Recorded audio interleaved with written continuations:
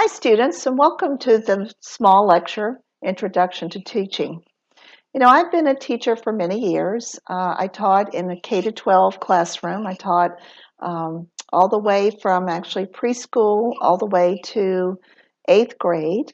I taught science, I taught gifted students, and I can remember that feeling of thinking how exciting it is to potentially be on the edge of choosing a new career. In this video, we're going to talk a little bit about the role of teachers and the field of teaching.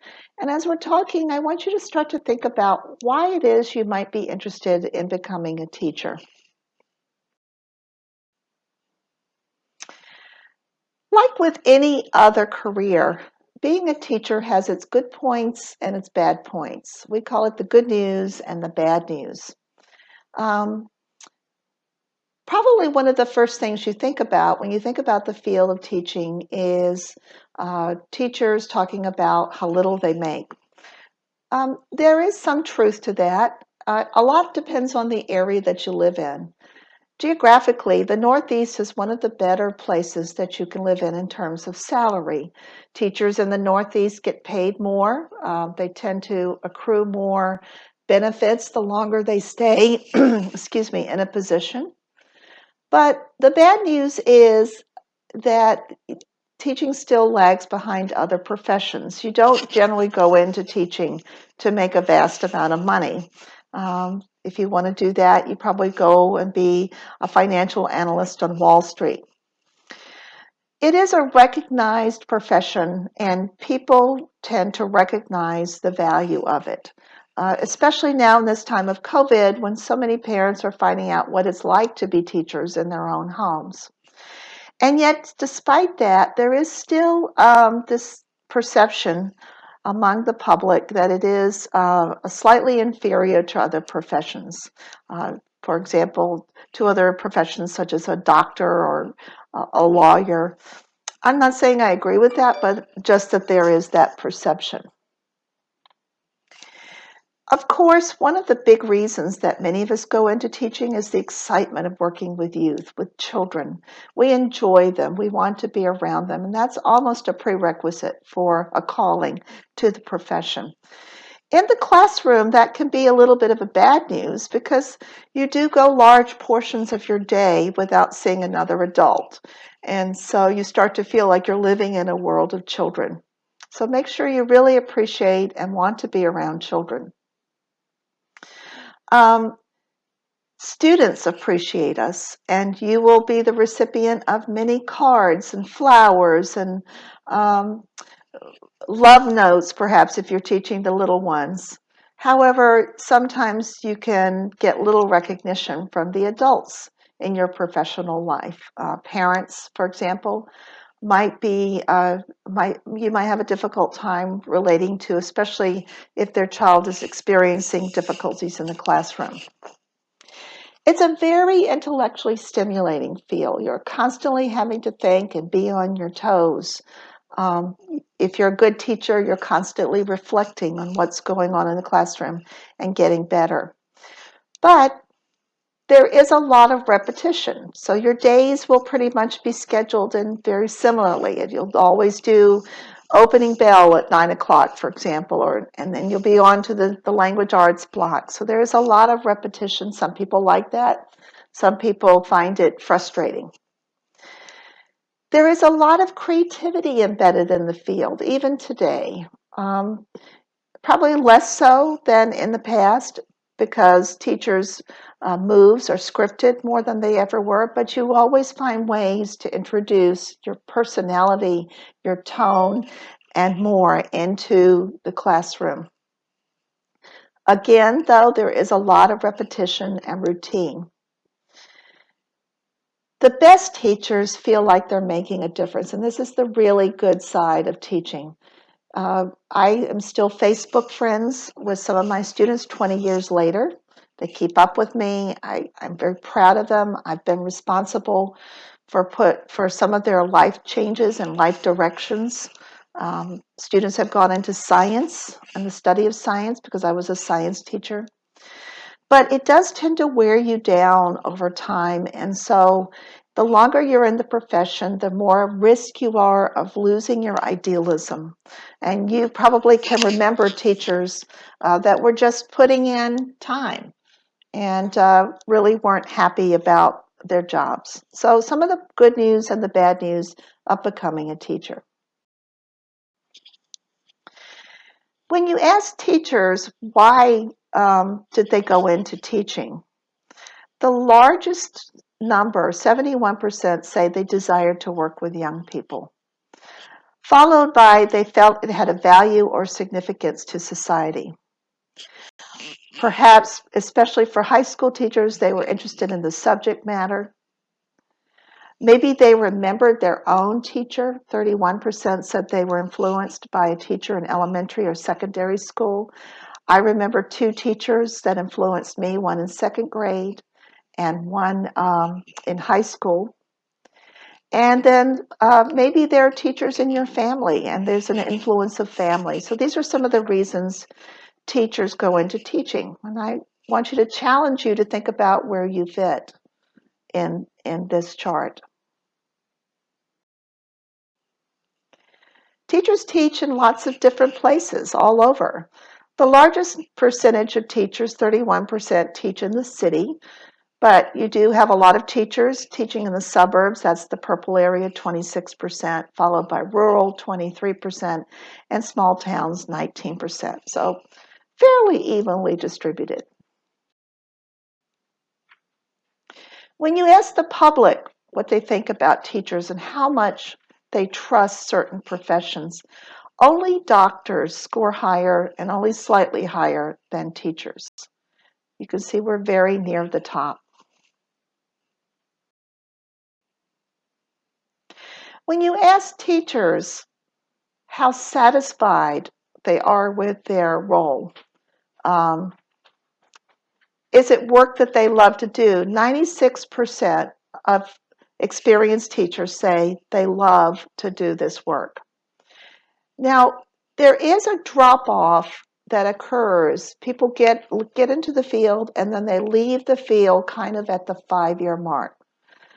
And so we lose a lot of people around 5 years, just as they're starting to understand what's in the profession and how much they like it or don't like it. But if you just take teachers in general, at large, 96% say they love what they do. 75% say teaching is a lifelong choice. 68%, over 2/3, say they get a lot of satisfaction out of teaching, and 60% say they would choose it all over again. Only 12%, a fairly low number, say they fell into teaching by chance. More and more, that this chart shows that many teachers are becoming certified through alternative routes rather than through traditional education programs such as you're thinking of taking.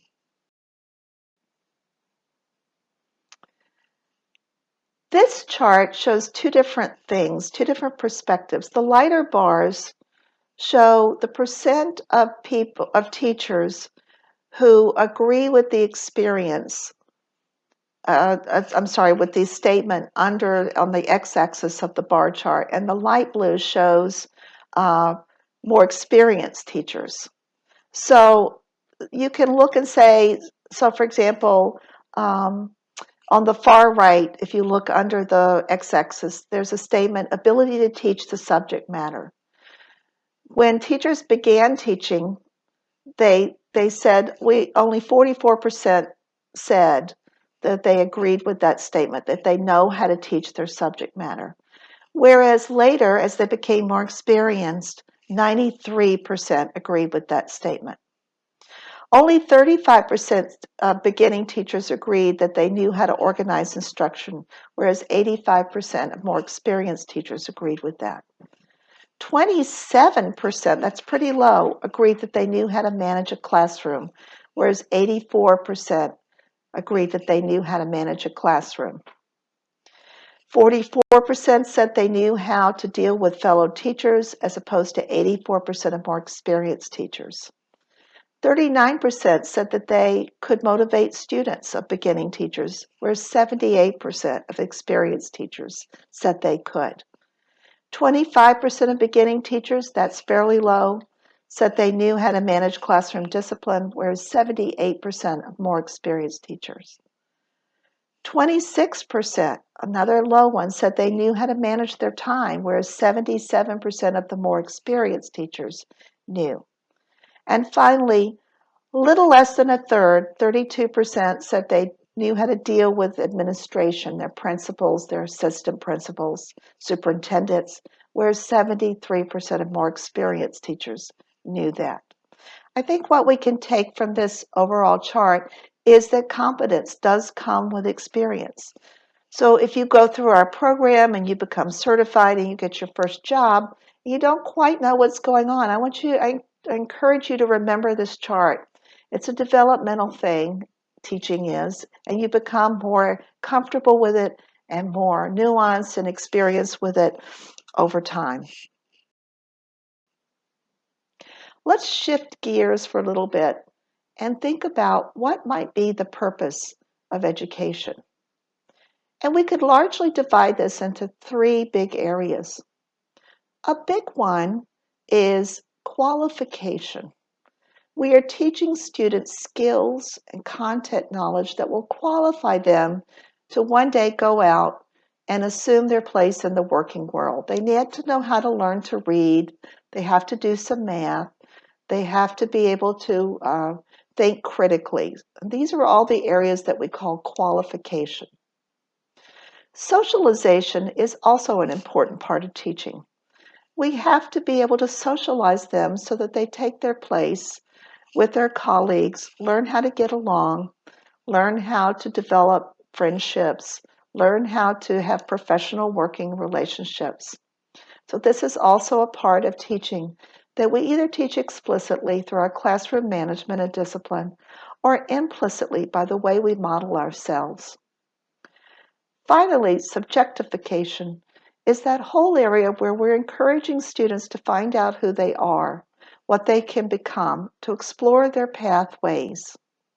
So all of these three areas are things that teachers teach. We generally think mostly about qualification, but the other areas are important as well. I want you to think about, what do you believe the purpose of education to be? Teachers disagree on how much and how big each part of the pie should be. Some teachers feel very strongly that socialization is a major part of education, while others disagree and would say it's mostly about qualification or even subjectification. When you're playing a role in teaching and thinking about your role in each of those three areas, you must think about judgment. Teachers must make judgment calls hundreds of times a day. That might shock you, but think about it. You have to decide in an instant, if you're supervising a playground, if Billy should be climbing up that slide. It should be instant. But even more than that, there are grosser or larger judgments that must be made. Look at number one. Teachers must decide about what's important in each of the three areas. As we said before, what is it important to teach children about socialization? Your standards will guide you about content, knowledge, and skills, but what is it important to teach about socialization or subjectification? Some schools have character development programs that help you or guide you, and some schools don't. The second thing you must understand is what must be given up in one or more of the areas to be able to meet the objectives in a third area. So if you feel, for example, that socialization is really important, you might have to give up something about content to allow time for those social skills to develop. Or you might have to structure your activities in such a way that you allow for more socialization. The other thing to remember is students often judge us not by what we say, but by what we do. So children are very, very good at whatever age at piercing through your words and seeing at the heart of whatever it is you're saying to them. If you say one thing and you mean another, children will be able to understand that. So it's important to be honest with students about your thoughts and to model good behavior. The last point about judgment is there's a give and take that comes naturally to an experienced teacher. Every day we make dozens or hundreds of decisions that play these areas off against each other. So, for example, if you are allowed a 15-minute recess and you think socialization is important and allow them 5 more minutes or 10 more minutes of recess, you're giving up content for that when they could be sitting at their desks and learning. Not that that's a bad decision, but it's just indicative of the way that these 3 areas play off against each other. As we're wrapping up this lecture, I encourage you to think about 2 important aspects of the lecture. I want you to think about, what do you believe about becoming a teacher? Why do you want to become a teacher? What drew you to this idea? What do you think being a teacher is going to be like for you? And the second idea is, I'd like to encourage you to think about, what is education's purpose? Where do you put the emphasis in the 3 areas that we talked about today? You're going to complete this module, and then you're going to post some questions that relate to these 2 areas that I'm encouraging you to think about. As always, have a great day, a great week, and please be sure to email me if you have any questions.